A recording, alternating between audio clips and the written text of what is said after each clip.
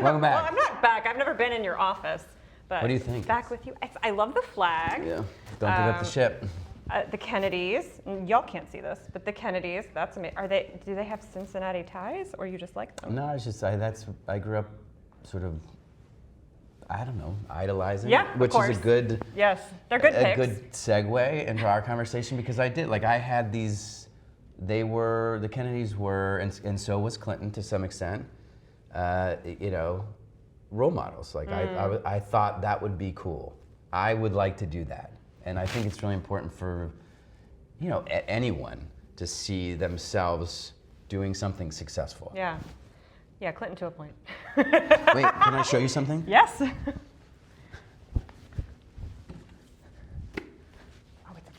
it's a book. It's a book.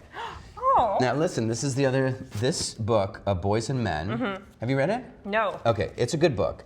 It's by Richard Reeves, and it explains a lot about the issues that we're going to talk about. This is a good book in terms of understanding what the data say in terms of how boys are doing, where they're struggling, the fact that it's a real issue. Yes. In terms of isolation, in terms of economics, academics, and then some solutions. Okay. Yeah. All right, well, there you go. We don't have end of interview. You can just read the book. Okay. So we are going to talk about the fellas. As y'all know, I have two 15-year-old boys. This is all very top of mind for I have me. a 14-year-old. Yep, so you're in it, Right. same as I am. And there's so much that they struggle with that is directed at them specifically, at young men and boys. And I don't think that the Democrats have been particularly successful at acknowledging that in the first place, or doing anything about it. So that's what we're gonna talk about. Let's start with male loneliness.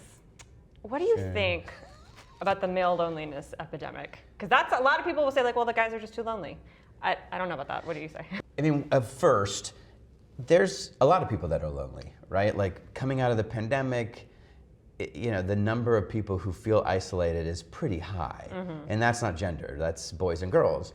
I think men and women, but boys are really struggling in the sense that, they're more online, and they do express higher rates of isolation.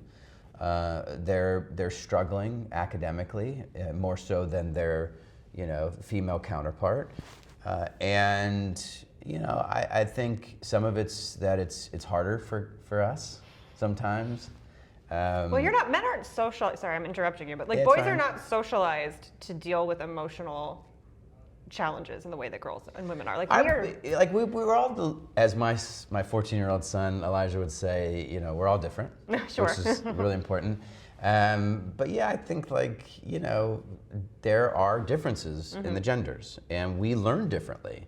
And I do think that one of the things that needs to happen moving forward is adjusting what happens in school so that boys see more men in the front of the classroom, because they don't see a lot of themselves in the front of the classroom, or when they go to the doctor's office. And so getting more men into education and healthcare is really important.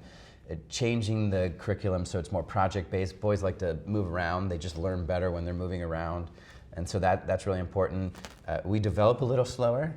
And so giving time for kids, and I think this should be not gendered too, which is if you're not ready for school, then you get an extra year of preschool, boy or girl. It's just good to have everyone ready for kindergarten.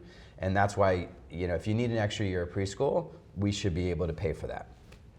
So one of the things that, you mentioned this, that the boys are really online. And I think that, I talk to people my age who have sons, and this is their number one concern. It's online gambling is apparently happening, but also the redpilling. Inundated, by the way, they're inundated with the ads. Yeah. It's not like they just all decided, to be randomly they're like DraftKings, Yeah. I just want to get into online gambling. It's just every ad. And so part of what we have to do as legislators or policymakers is to put guardrails on these platforms to hold big tech accountable, to say that you guys have to keep some of the stuff out of their feeds. And we did that with smoking, and making sure that they the big tobacco wasn't, continuing to go after minors, Children, which they yeah. did. And when they stopped the ads that targeted, minors, you saw the number of young people picking up smoking go down. So like we just have to do the exact same thing and have the courage to go do it. Yeah, and I think they're picking on like the same sort of thing that like the red pill content is. Like you're not going to go to college, it's too expensive, it's taken over by women, blah blah blah, whatever. So here's a quick way to make easy money. So I think the red pilling stuff on social media is exceptionally dangerous, and I have to spend. It's a part-time job. I don't know if this is your experience with my teenagers, keeping that stuff away from them and out of their algorithms, because it seems like it's pushed on purpose. Yeah, I mean, part of it is that there's only so much as parents we can do. Yeah. We have a almost 16-year-old girl and a 14-year-old son, and we really just have to manage it by pulling them out of their rooms as much as we can. Like, obviously they're going to be in there sometime, but the more they're doing stuff with us, the more they're signed up to do the things that they like doing, the more they're out playing with their friends, and we live on a street where you can do that, and we're fortunate. But I do think that one, you got to enlist parents to say, like, get your kid out. And it's not easy, and not every parent has like the flexibility. Yeah. But the more we can get kids just doing stuff in real life, but then you really do need these big tech companies to help in moderating this content.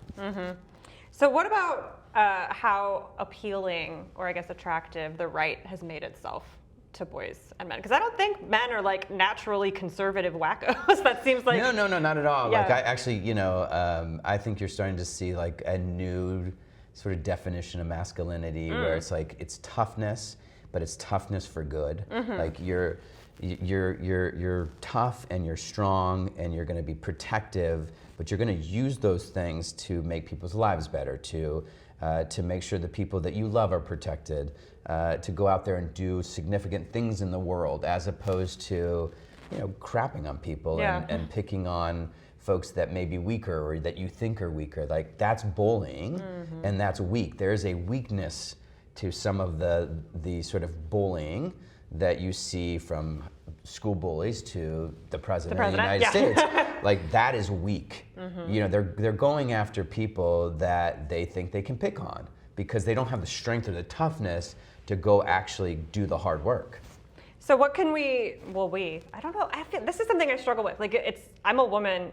I can do this for my own kids, but I don't feel like this is my responsibility for the men in the party. Like this is y'all's problem. Yeah. So what can the Democratic Party do other than like sit down and talk to the fellas? Like, I mean, well, look. I mean, just like with any issue, you gotta spend time with people. You gotta get to know them. You gotta make sure that every time you're out and talking and doing policy work, you're reflecting back sort of what you heard, so that people say, "Oh, they hear me. They're talking about my issues." The issues that I think most boys, men care about are the same issues, right? Like they want us focused on them, the economy, their wages, their costs, their safety.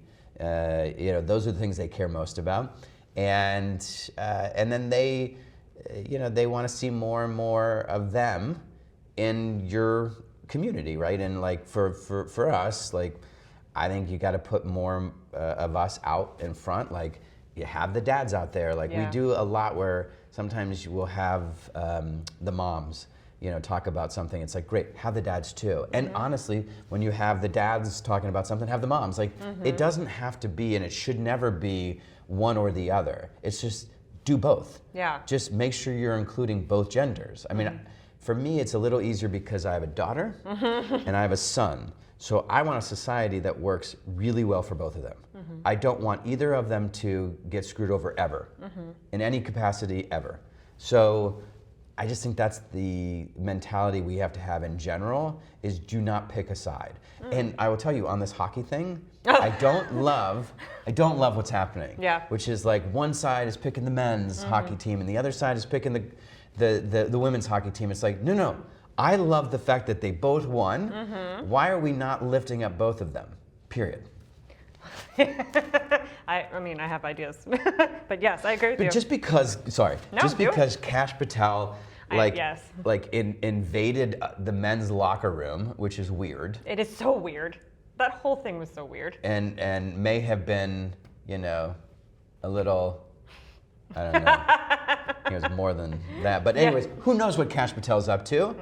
And in terms of what his pregame, stuff looks like. But he clearly was amped. Yes. and I'm not entirely convinced he didn't just go into the locker room. Just because he went in the locker room and then he called Trump doesn't mean that we have to pick a side. Yeah. You know what I mean? Like, I was so pumped to see the men win. I was so excited to see how the women just dominated. Like, that's just great for both genders and for America, period.